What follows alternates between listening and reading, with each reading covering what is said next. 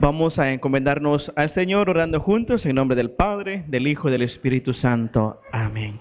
Te damos gracias, Señor, por la oportunidad que nos permites una vez más de ser testigos de lo que tú has hecho en nuestra Santa Madre Teresa de Jesús, porque lo que has hecho en ella también de una forma amorosa lo quieres hacer con nosotros. Gracias, te pedimos que nos acompañes, que tu Espíritu Santo nos abra, nos mueva el corazón para regalarnos esta palabra que viene de ti a través de la Santa Madre y que nos facilita Monseñor Silvio José.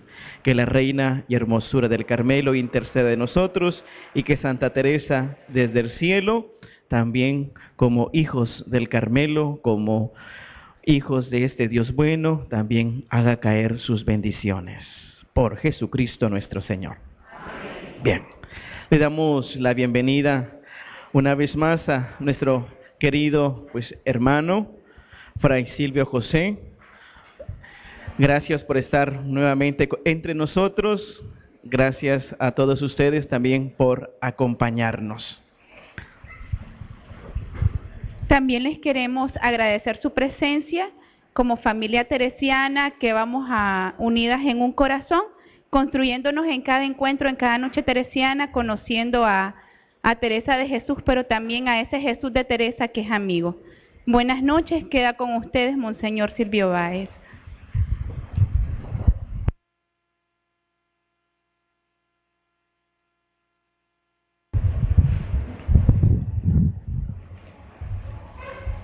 Muy buenas noches, queridos hermanos y hermanas. Damos inicio al cuarto encuentro de las noches teresianas. Esta original iniciativa de los frailes carmelitas descalzos de Nicaragua, junto con la comisión encargada de animar y preparar el quinto centenario de nuestra Santa Madre Teresa de Jesús el año próximo, 1515.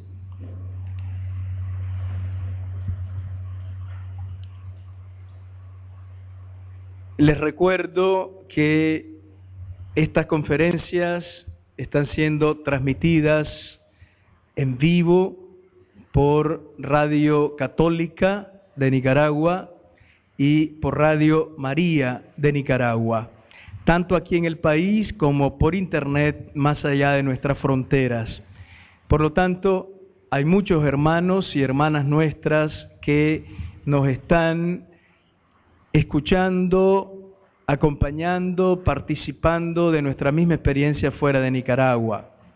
Y les recuerdo también la posibilidad nueva que abrimos con las noches teresianas de participar activamente con nuestros mensajes de comentarios, de saludos, de preguntas a través de Twitter con el hashtag Noches Teresianas todo pegado, tanto desde el salón como desde cualquier lugar que se encuentre una persona que está participando de esta actividad.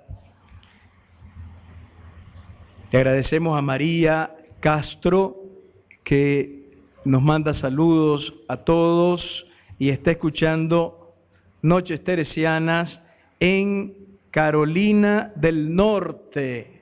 Le damos un aplauso. Hasta allá llega la transmisión de Radio Católica y Radio María. Un saludo también a nuestros hermanos y hermanas que el próximo sábado a las 6 de la tarde podrán ver esta conferencia a través del canal católico de la Conferencia Episcopal de Nicaragua, el canal 51, que está grabando íntegramente estas intervenciones.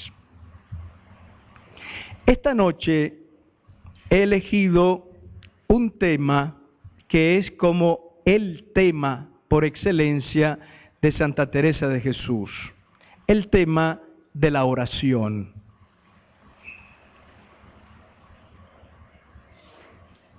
En la historia de la iglesia nadie como ella ha sido agraciada por Dios en el camino de la oración con tantos dones, experiencias y luces que nos ha sabido transmitir en una doctrina extraordinariamente rica y que a lo largo de los siglos se mantiene clásica y que podemos escuchar continuamente como alimento para nuestra vida de fe.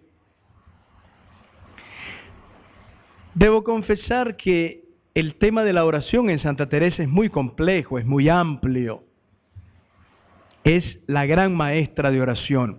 Pero además, el tema de la oración en Santa Teresa es complejo porque hay una característica en la pedagogía teresiana de la oración. Ella no aborda la oración directamente y de entrada en sus obras, porque tiene una concepción de oración muy singular.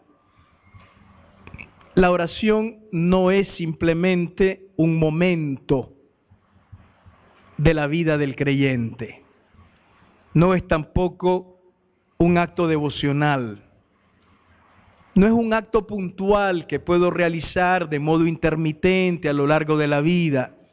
Rezo de vez en cuando, a veces rezo 2 días, pero luego pasan 6 meses y a los 6 meses vuelvo a rezar.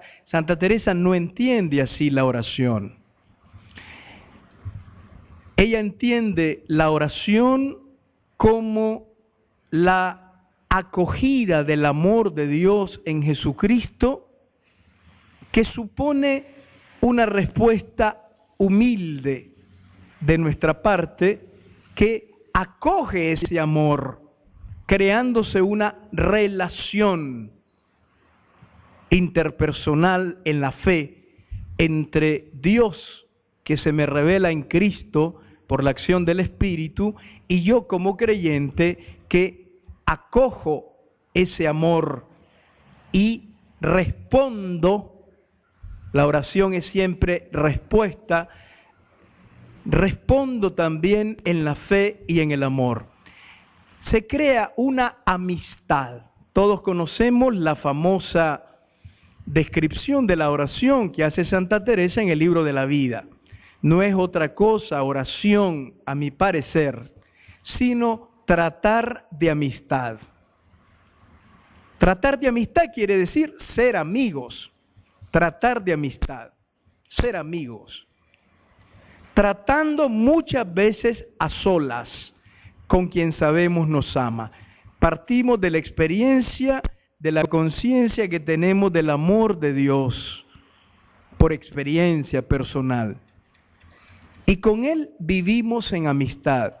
Y esa amistad nos lleva a tratar también a solas con Él. Pero lo típicamente teresiano en la presentación de la oración es que ella insiste no en primer lugar en el acto de oración, aunque tiene doctrina extraordinaria sobre ello, sino sobre la relación de amistad entre el creyente y Dios. Una relación que va a exigir, a suponer actos concretos, momentos puntuales de encuentro personal.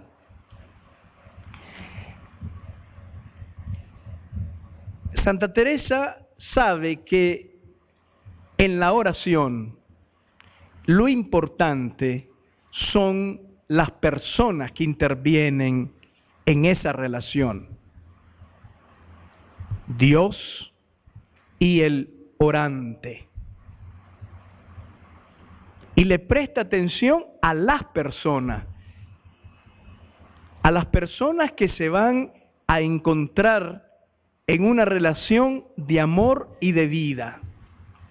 Y le da un gran espacio en sus obras al interés que ella tiene por formar a las personas que van a entrar en la relación con Dios.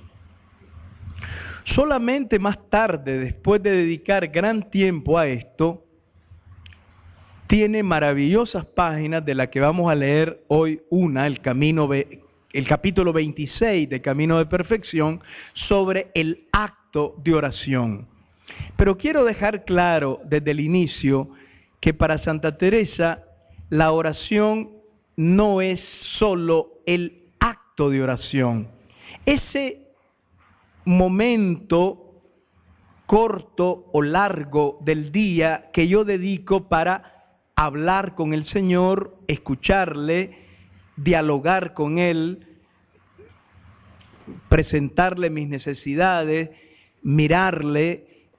No, la oración, según Santa Teresa, como es una relación de amor, desborda el acto puntual de la oración y viene a convertirse en sinónimo de vida. En el libro de la vida, en el capítulo 11, dice que no le parece otra cosa que seguir por el camino de la oración a los que ella llama siervos del amor. Siervos del amor somos los discípulos de Jesús.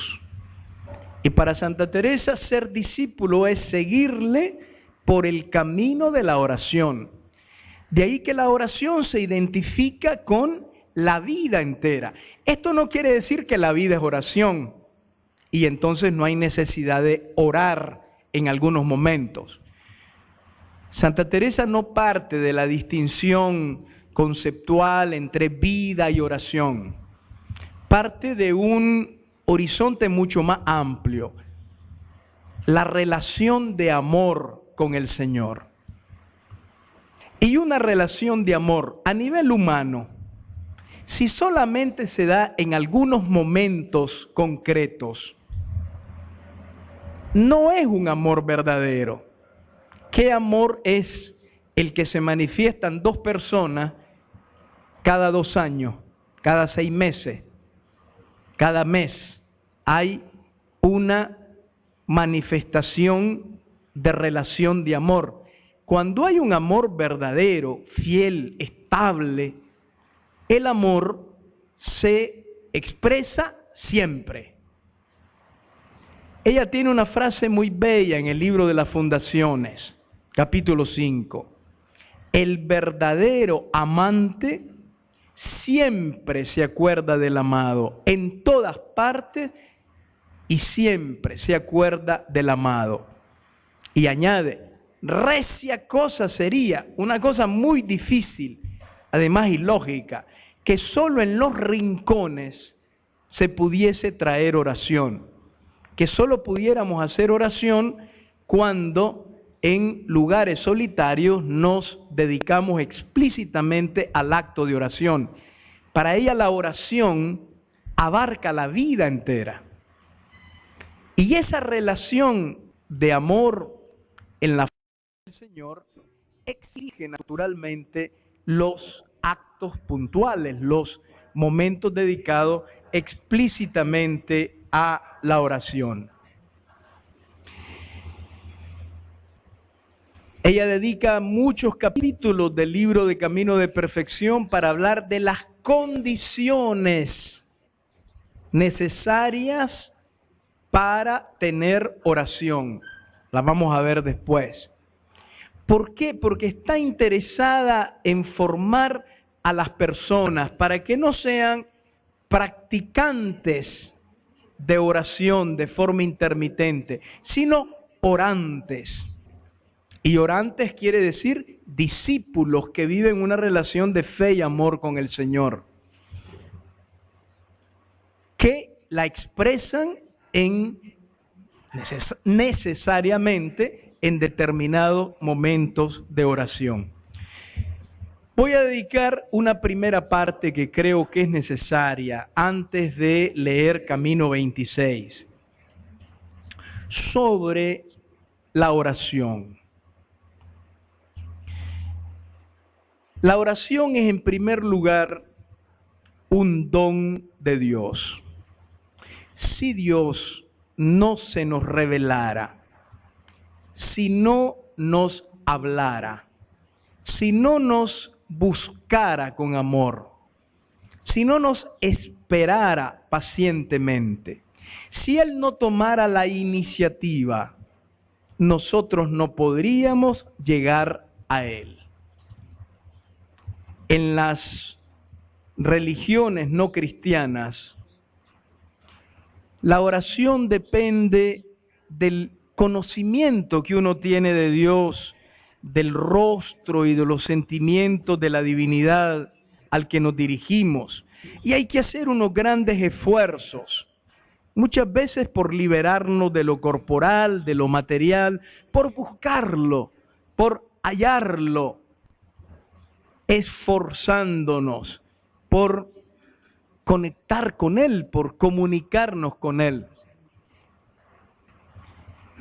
En la tradición bíblico-cristiana, la oración no se encuentra al final de un largo camino de razonamiento al que hemos llegado a través de nuestro esfuerzo intelectual y nuestra fuerza de voluntad, descubriendo a Dios y sabiendo que nos ama, sino que la oración en la tradición bíblico-cristiana parte de la libertad amorosa, infinitamente amorosa, de un Dios que viene a nosotros gratuitamente a través de sus acciones y de sus palabras, de un Dios que se acerca a nosotros. La oración es la respuesta del ser humano en la fe y en el amor a un Dios que se nos ha revelado y se nos revela, nos busca, nos espera. San Juan de la Cruz, conocen que dice en Llama de Amor Viva: si el alma busca a Dios, mucho más la busca su amado a ella. Por lo tanto, la oración es respuesta siempre. No es la primera palabra, sino la segunda. La primera la tiene Dios. Es la respuesta del hombre a la iniciativa gratuita y amorosa de Dios de revelarse a nosotros, de entrar en contacto con nosotros. Esto es muy importante, porque si Dios no se nos revelara, si Dios no se nos comunicara, si Dios no nos buscara y esperara, nosotros no podríamos llegar a Él. Nosotros no podríamos conocerlo, no podríamos hablarle, porque no habríamos oído antes una palabra suya, no sabríamos qué decirle. Sin embargo, el Dios en quien creemos es un Dios que nos ha amado primero, se ha revelado primero, ha actuado en favor nuestro primero y nos ha hablado primero. Yo quisiera también como introducción distinguir dos aspectos importantes en la oración. El aspecto, digamos, ritual de la oración y el núcleo auténtico de la oración. Como decir, ¿cuál es el envoltorio en el que viene la oración y cuál es verdaderamente el contenido fundamental? Santa Teresa, en el libro de Fundaciones, en el capítulo 5, se hace esta pregunta: ¿cuál es la sustancia? Dice ella, utilizando una categoría propia de la filosofía de su época y de la teología dogmática, la sustancia de la verdadera oración. Entonces hay que distinguir entre el envoltorio en el que viene la oración y el núcleo auténtico, lo que Santa Teresa llama la sustancia de la verdadera oración. ¿Cuál es el aspecto ritual de la oración?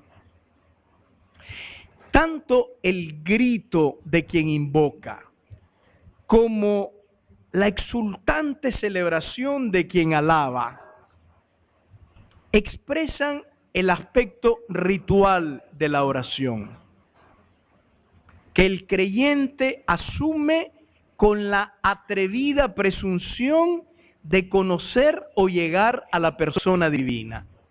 Es la forma en que oramos.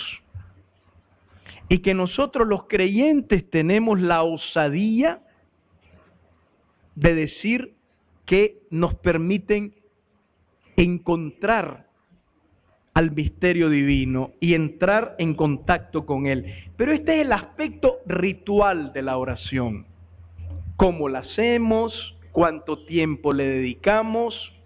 Si es de alabanza o de súplica, si es personal o litúrgica, si la hago en mi cuarto o en el grupo, de rodillas o de pie, viendo la naturaleza o leyendo un libro, en silencio o hablando. Este es el aspecto ritual de la oración. Esto cambia y en el fondo es secundario, porque es el envoltorio. Santa Teresa se dio cuenta de eso. Y en el libro de las fundaciones, ella justamente se hace esa pregunta. En el número 2 dice: lo primero que quiero tratar, según mi pobre entendimiento, es en qué está la sustancia de la perfecta oración. Lo que se opone a la sustancia en el lenguaje escolástico de la época, heredero de Aristóteles, son los accidentes. Los accidentes son cambiantes, la sustancia permanece. Para que nosotros usemos un lenguaje más propio de nuestra época, yo he hablado del núcleo auténtico, de la esencia de la oración. Y Santa Teresa llega a esta conclusión.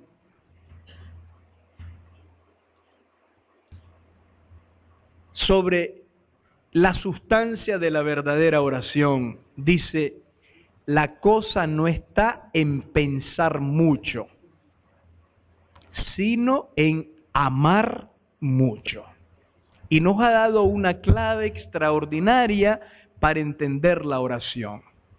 La sustancia de la verdadera oración está en amar y ser amado. El cómo es secundario. Lo cual quiere decir que lo único que impide la oración es el egoísmo, porque el egoísmo es lo único que impide la oración. El amor. El egoísmo es lo único que impide el amor. Esa frase tan bella que ella tiene en las moradas: no es el tiempo el que aprovecha el alma en la oración. 5 minutos o 1 hora son indiferentes.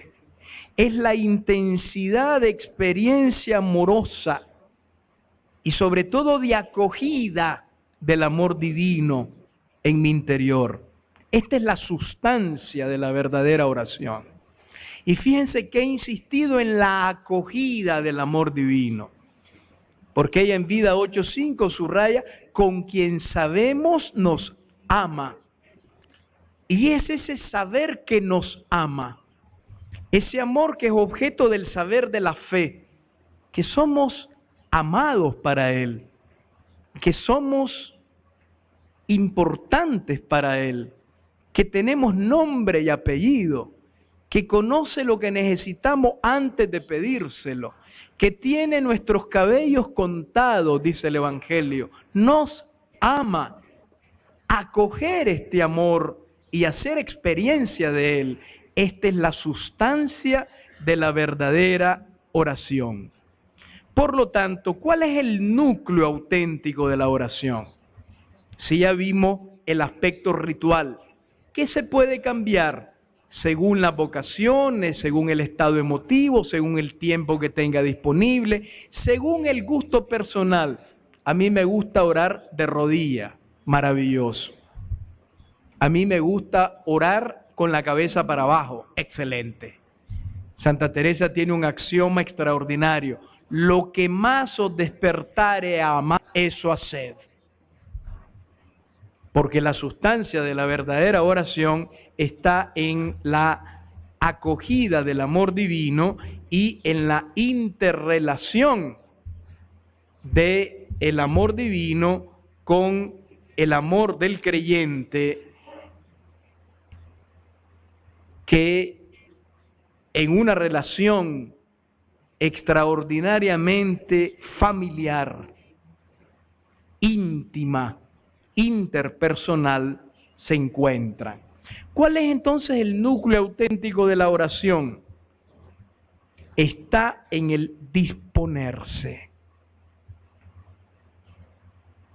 sin pretensiones, sin imágenes y sin respuestas preconcebidas, sin palabras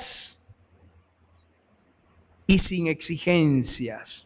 Disponernos a recibir lo que Dios nos quiere dar y decir, y a recibirlo como Él lo quiere dar y recibir. Esto es lo que da vida. Miren qué concepción de oración más liberadora. No es un acto devocional, es un disponerse a acoger el amor y responder al amor en una relación interpersonal. Y la oración se vuelve justamente esa experiencia que permite esta relación. Santa Teresa de Jesús, en el libro de la vida, en el capítulo 8, número 9, dice ella: solo digo que para estas mercedes tan grandes que me ha hecho a mí, es la puerta la oración.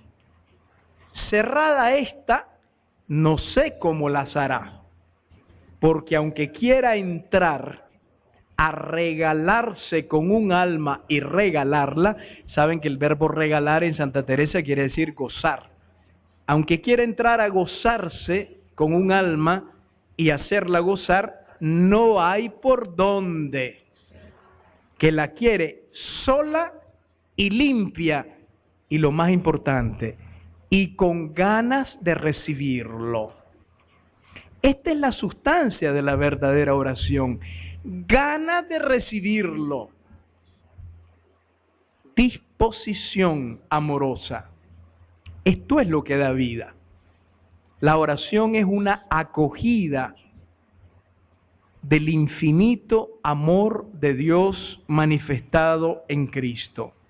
Por lo tanto, lo que cuenta en la oración es abandonarse y estar con Él.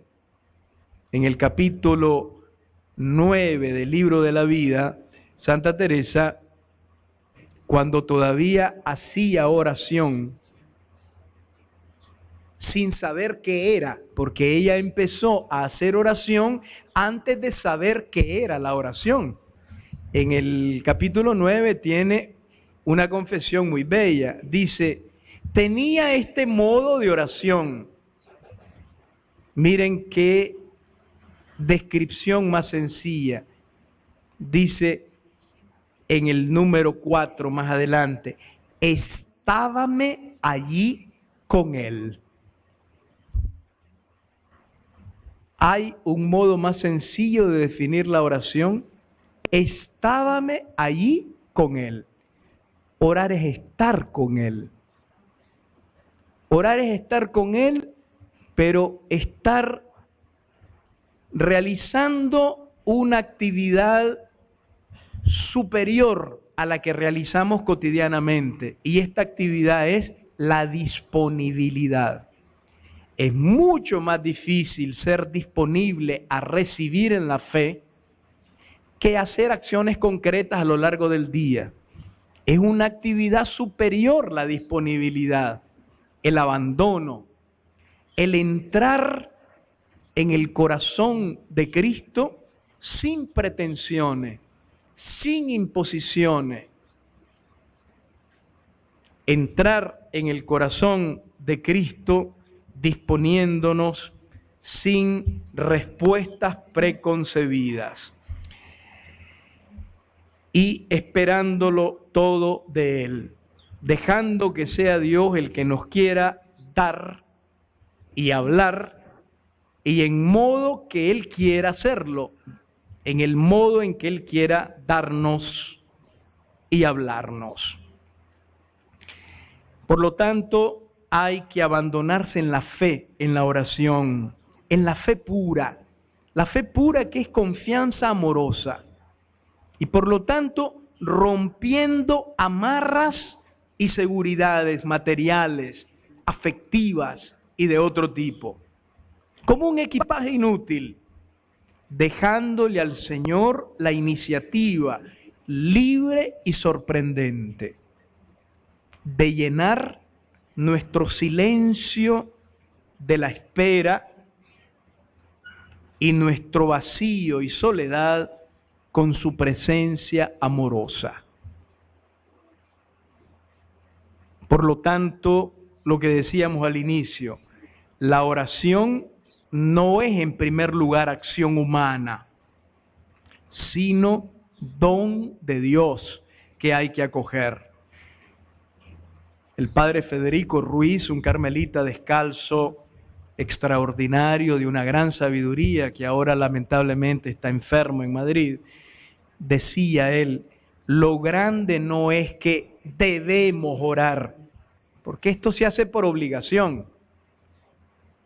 Lo grande es que podemos orar, que se nos ha concedido el don de poder acoger el misterio, de poder ser invadidos por el amor divino, de poder entrar en comunión personal con Jesucristo el Señor, de ser templo vivo del Espíritu que nos transforma por dentro en la oración.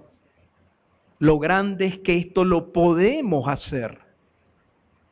El debemos hacerlo es mucho menos importante. Vamos a decir algo más sobre la oración, porque me parece que es importante. Cuando hablamos de la oración, estamos hablando de una práctica eminentemente bíblica. En Lucas 11:1, los discípulos vieron orar a Jesús y le dijeron, Maestro, enséñanos a orar, como Juan enseñó a los discípulos. En él descubrieron un gran orante, pasaba noches enteras en oración, pero también intuyeron que podía enseñarles a orar. Y le dicen, enséñanos a orar. Jesús es en el Evangelio no solo modelo de oración, sino maestro de oración. Hebreos 7:25 dice que Jesucristo resucitado está a la derecha del Padre en el santuario del cielo, intercediendo permanentemente por nosotros. Este es otro texto importante. Toda nuestra oración se une a la oración de Jesucristo en el cielo. Y por eso nuestra oración no se pierde. Y por eso nuestra oración tiene un valor infinito. Porque es nuestra oración por Cristo, con Él y en Él. Por eso es que cada vez que en la oración litúrgica terminamos una oración, decimos por Jesucristo, nuestro Señor, porque Él está permanentemente orando por nosotros. Y de lo que se trata es de que nuestra pobre oración entre a formar parte de la oración de Jesús y Él la haga digna de llegar al corazón del Padre. En Romanos 8:15 se nos dice que el Espíritu Santo que ha sido derramado en nuestros corazones clama Abba, Padre, que era la típica oración de Jesús. El Espíritu en nuestro interior nos hace capaces de orar como Él y de dirigirnos a Dios con una familiaridad y un cariño propio del niño, del hijo que confía en el papá y decirle Padre. En ese mismo capítulo, Romanos 8:26, Pablo dice que no sabemos orar como conviene. Y el Espíritu viene en ayuda de nuestra debilidad. O sea, que el Espíritu misteriosamente dentro de nosotros, con una voz que es silenciosa, ora por nosotros. El Espíritu Santo es tan discreto cuando ora en nosotros, sosteniendo nuestra incapacidad de orar, que nosotros salimos de la oración convencidos de que hemos hecho oración. Y la oración la ha hecho el Espíritu Santo en nosotros. Siempre oración en el Espíritu. Él es el que silenciosamente en nosotros, como dice Pablo en la 1 Corintios, al inicio del capítulo 2, penetra las intimidades de Dios. Y Él hace que nuestra debilidad se vuelva capaz, y nuestra ignorancia también, de poder dirigirnos al Padre. Estos datos del Nuevo Testamento hay que tenerlos en cuenta. Jesús, maestro y modelo de oración. Jesús, orante permanente en el santuario del cielo, acogiendo todas nuestras oraciones. Y el Espíritu Santo, clamando en nosotros, enseñándonos ese lenguaje propio del orante, decir Padre. El Espíritu nos pone el lenguaje para la oración, pero también capacita nuestra debilidad para podernos dirigir a Dios. Un último punto antes de empezar a leer el texto de la Santa.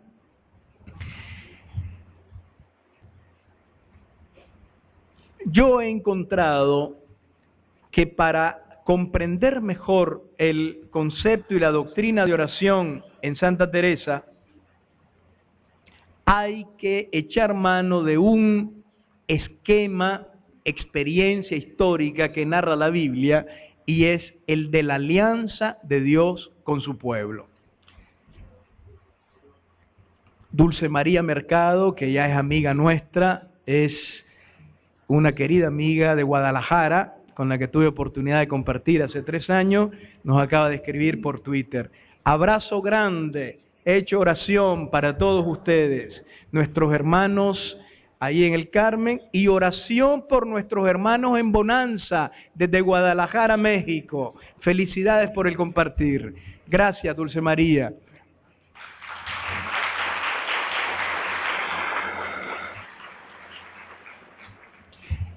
Dulce María Mercado, junto con los misioneros del Espíritu Santo en México y otras personas de la gran familia de la Cruz en Guadalajara, toda esta semana, por los tweets que yo he puesto en las redes, han estado continuamente orando por nuestros hermanos nicaragüenses mineros que estuvieron soterrados y por los que lamentablemente no pudieron salvarse, y por su familia, desde México, Guadalajara, y ahora nos escribe. Tenemos otro mensaje de nuestro buen amigo y padre espiritual, el padre Antonio Barrios de Costa Rica. Ya llegó.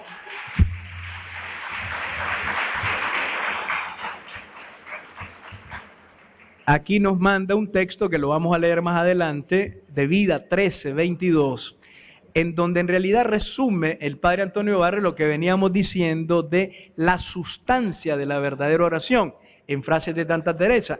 El núcleo existencial por excelencia de la oración, el auténtico núcleo de la oración que va más allá del envoltorio. Y el padre Antonio Barrios nos copia aquí un texto de Vida 13:22 que luego lo vamos a retomar. Estése allí con él. Este es el núcleo de la oración. Estar con él. Fíjense que aquí no entra el sentimiento. Aquí no entra el entendimiento. Aquí no entra el tiempo y el lugar. Este es el corazón de la oración. Estése ahí con Él. Estar con Él es orar. Estése ahí con Él, acallado el entendimiento. Si pudiere, el entendimiento, ocúpele en esto. Mire que le mira. Y toda la oración de estar con Él se convierte en un intercambio de miradas. Santa Teresa insiste en mirarlo a Él. El Papa Francisco en la Evangelii Gaudium al auténtico misionero le pide que para que sea misionero del Evangelio se deje contemplar por Jesús en la oración, que Él nos mire también y nosotros mirarle a Él. Este es el núcleo auténtico de la verdadera oración. Bien, continuamos. Aquí en la sala está mi hermano Javier Báez, que nos ha tuiteado también ya, recordándonos un resumen de lo que hemos dicho. El núcleo auténtico de la oración está en disponerse a lo que Dios nos quiere dar y decir. Fíjense que esto cambia totalmente el concepto y la experiencia oracional. Cuando creemos que orar es pedir, orar es hablar. No, la oración cristiana es en su núcleo más profundo recibir lo que Dios nos quiere dar y decir cuándo y cómo Él nos lo quiere dar. Disponernos, decía aquí mi hermano en el Twitter. En la Biblia, Dios no es un concepto, no es una idea, no es una fuerza impersonal, es alguien.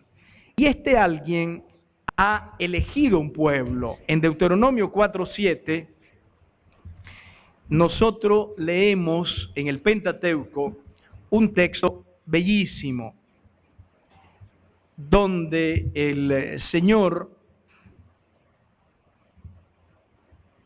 que ha elegido a su pueblo, es experimentado como cercano por el pueblo de Israel. Les voy a leer el texto. Dice Deuteronomio 4:7. ¿Qué nación hay tan grande que tenga los dioses tan cerca como lo está Yahvé, nuestro Dios, siempre que lo invocamos? Esto está en el Antiguo Testamento. La cercanía de Dios. En el Nuevo Testamento vamos a ver que está tan cerca que nos habita, que es lo más íntimo de nuestra intimidad, que nos crió, nos da el ser y nos espera. La cercanía de Dios es una cercanía personal, no es una idea que aprendemos, no es una fuerza de energía que impersonalmente rige el mundo, sino alguien cercano. En la Biblia también hay una experiencia que vale la pena recordar, la oración de uno de los grandes hombres más comprometidos en la misión, en la liberación de su pueblo, Moisés. Éxodo 33:11 y Éxodo 34:10. En los dos versículos se afirma que Moisés hablaba con Dios cara a cara. En hebreo se dice panim al panim, cara a cara, como habla un hombre con su amigo. Fíjense cómo la Biblia ya concibe el encuentro con Dios como amistad. Evidentemente que este cara a cara no es físico, no es material. Es una expresión metafórica para indicar la profunda cercanía y sobre todo una cercanía en el amor. Moisés habló con Yahvé como habla un Dios, como habla un amigo con su amigo. Así habló con Dios, cara a cara.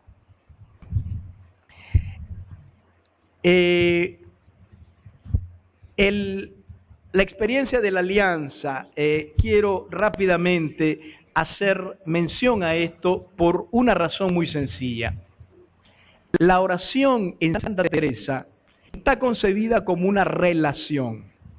Y ya dijimos que es una relación de amor y de fe, que no se agota en el acto de la oración, en el acto puntual de hacer oración, sino que es una relación de amor con Dios en Cristo por gracia del Espíritu Santo que abarca la vida entera. Y esto se ilumina con la experiencia de la alianza en el Antiguo Testamento. Deuteronomio 7, 9. El misterio de la elección. No porque sean el más numeroso de todos los pueblos, los he elegido, y se ha prendado Yahvé de ustedes con amor, eligiéndolos. Pues más bien ustedes son el más pequeño, el menos numeroso de todos los pueblos, sino que Dios se ha prendado de ustedes por el amor que les tiene. La alianza empieza con la elección. No es Israel el que elige a Yahvé. No me han elegido ustedes a mí, yo los he elegido a ustedes. Juan 15, Jesús a sus discípulos. La iniciativa de amor es de Dios. La alianza empieza con una elección gratuita de amor de Dios. Esa elección gratuita de amor de Dios requiere una respuesta de parte del pueblo. Y en Éxodo 19, 3, 8, leemos parte de la ración de la alianza.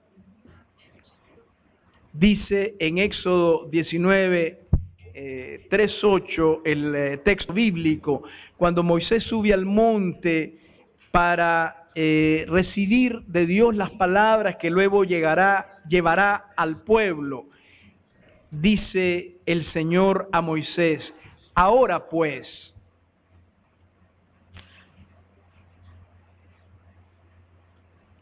ustedes han visto lo que yo he hecho con los egipcios y cómo los he llevado sobre alas de águila y los he traído a mí.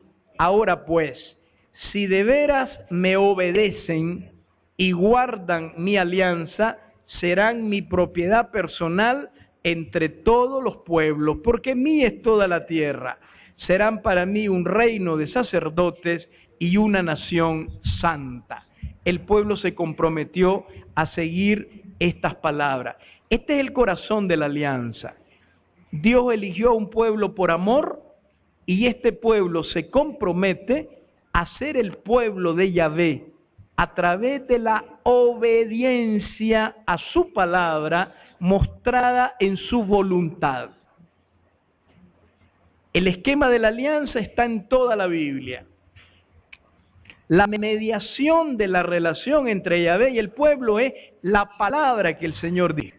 Y la respuesta del pueblo a este Dios que le ama y que le ha elegido por ser el menor, el más pequeño, en un amor gratuito, para que sea su pueblo, este pueblo tiene que responderle en la obediencia a la palabra, en el espacio y en el tiempo. La alianza se vive en el espacio, en relación con otros en la comunidad y delante de otros testigos que ven el comportamiento. La respuesta de la alianza es visible. Hay terceros que pueden ver la respuesta. Y luego, en el tiempo, ser fiel a la alianza indica perseverancia cada día en la respuesta a Dios, en las diferentes situaciones históricas, contingentes en la que se ve el pueblo. Este es el corazón de la experiencia de Dios en el Antiguo Testamento. A Dios se le responde con la vida, se le responde con la conducta, a la escucha de la palabra. Sin embargo, dentro de este marco amplio de la alianza existe el culto, existe la adoración, existe la alabanza, pero el culto a Yahvé, la alabanza a Yahvé, no es una práctica aislada que tiene sentido en sí mismo. Entra a formar parte de todo el marco de la alianza. El culto, la oración, es solo un aspecto. importante, quizá el más privilegiado para expresar la fe, de esa respuesta libre del hombre en la fe a través de la vida, de la conducta, a un Dios que ha entregado su amor a Israel, esperando que en alianza de amistad le responda conforme a su voluntad. La mediación es la palabra. El esquema de la alianza nos ayuda a entender muchísimo lo que para Santa Teresa fue la oración. Y ahora termino esta primera parte con lo que dije al inicio. La oración en Santa Teresa no es una práctica aislada que tiene valor en sí mismo. No es una devoción simplemente o una práctica religiosa o ritual. Es una experiencia que se enmarca en un amplio contexto mucho más grande, que es el de la amistad de Dios conmigo. En el contexto más amplio de la fe y el amor que genera relaciones entre Dios y el pueblo. En el contexto de la alianza. Alianza es relación interpersonal. La alianza tiene una mediación, que es la palabra. La alianza tiene un objetivo, que es el cumplimiento de la voluntad de Dios en la vida concreta de cada día. Y dentro de ese contexto está el culto, la adoración, la alabanza, la oración, como parte de la experiencia de la alianza. Terminemos recordando la idea de Santa Teresa. Dice ella, ¿a dónde está la sustancia de la verdadera oración? Y ella dice, está en el amor. Y el amor no solo se expresa en el rato de oración, el amor se expresa en toda la vida del creyente. Ese amor provoca casi espontáneamente, lleva sin que nos demos cuenta, hace nacer en nosotros desde dentro el deseo de encontrarnos personalmente con ese Dios en quien creemos, quien amamos, a quien servimos, de quien buscamos hacer siempre su voluntad. Pero la oración entra dentro del contexto mucho más grande de esa sustancia que llama la santa de la verdadera oración, que es el amor y que abarca la vida entera. Por lo tanto, ella tiene un concepto de oración que es la vida. Esto no quiere decir que la vida es oración y no hay que hacer oración. Esto quiere decir que en sentido bíblico y teresiano la oración abarca la vida. Y dentro de esa vida existe el acto de oración. Es tan importante el acto de alianza que Israel sin Yahvé no es el pueblo de Dios. Y Yahvé sin Israel no es el Dios de Israel. De ahí la importancia de la relación de fe y amor en la experiencia con Dios. Sin esa experiencia de relación, Dios no es mi Dios. Y yo no soy ni su hijo ni su discípulo. La relación crea a través de la familiaridad, la intimidad, el encuentro transformador en el amor, la verdadera relación que nace de la fe y que tiene por objeto eso que la Biblia llama la alianza y que Santa Teresa llama el tratar de amistad. En conclusión, ustedes dirán, y el tema no era el acto de oración, pero yo he querido ser muy fiel a la pedagogía de Santa Teresa. Ella dedica una gran cantidad de capítulos en Camino antes de hablar del acto de oración.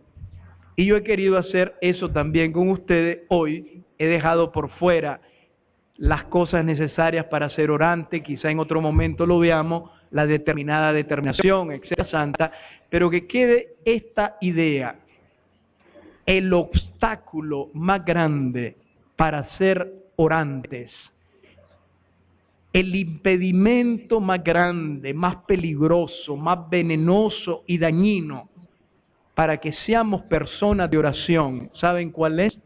La vida que llevamos. No es la concentración mental, no es el silencio, no es el no tengo tiempo para orar, no es tantas justificaciones que ponemos. El gran impedimento para ser hombres y mujeres de oración es la vida que llevamos, incoherente a veces, espaldas a la voluntad de Dios. Esto impide la oración, porque la oración es un momento de esa vida. Y si esa vida no va conforme a la relación con Dios en el amor y en la fe como respuesta a Él, la oración no brotará. Terminamos esta primera parte con un tuit que envía Rafael, ahora no me acuerdo el apellido, Rafael, que me prestó un libro hace poco, es un chico de Matagalpa que está interesándose por los caminos de la fe y pone un tuit muy interesante. Dice: los no creyentes en el silencio lo escuchamos también. Gracias, Rafael. Estoy leyendo tu libro también. Y una última cosa que merece un aplauso doble. En este momento, en el crucero, en el monasterio de las Carmelitas Descalzas, las Madres Carmelitas Descalzas, las hijas de Santa Teresa de Jesús, mis queridas hermanas, hermanas de los Carmelitas, porque tenemos una misma madre fundadora, Santa Teresa, nos están cercanas, porque están escuchando por radio también y nos mandan saludos. Aplauso a las madres en el crucero. Okay. Gracias, aquí terminamos la primera parte. En unos pocos minutos iniciamos la segunda. Bien, queridísimos hermanos, estuvimos escuchando esta primera parte de esta noche teresiana. Vamos a